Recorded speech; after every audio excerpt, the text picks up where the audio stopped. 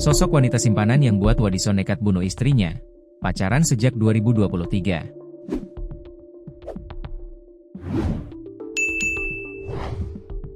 Sosok wanita simpanan Wadison Pasaribu, 32, akhirnya terkuak, hingga membuat pria asal Serang, Banten, itu nekat menghabisi nyawa istrinya, Petri Sihombing, 33.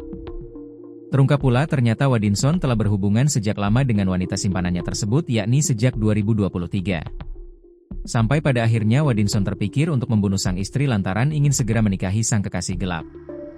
Diketahui, penemuan jasad Petri Sihombing itu terjadi pada Minggu, 1 Juni 2025, pagi sekira pukul 5 waktu Indonesia Barat. Sementara Wadison saat itu berada dalam karung terikat. Para tetangga pun mengira jika pasutri tersebut menjadi korban perampokan orang tak dikenal alias OTK.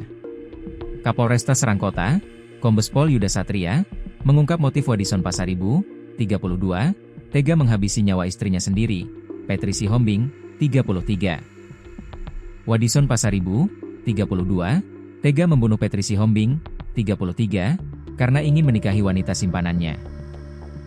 Ternyata identitas wanita simpanan Wadison Pasaribu itu berinisial RI asal Bayah, Kabupaten Lebak, Banten.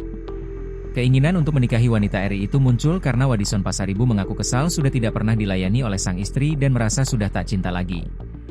Untuk motif tadi, kami juga sudah dengar bahwa pelaku ini sakit hati dan kesal dengan istrinya yang tidak pernah dilayani.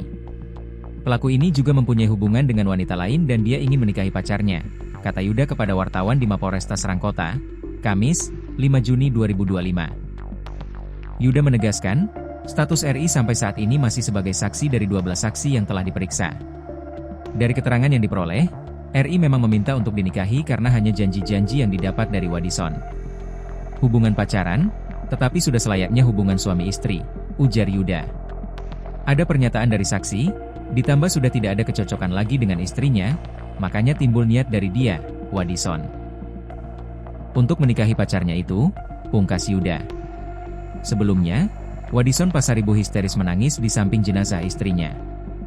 Dalam video yang beredar, Wadison yang baru keluar dari rumah sakit hanya bisa menangis saat duduk di samping jasad istrinya yang sudah terbujur kaku di rumah duka.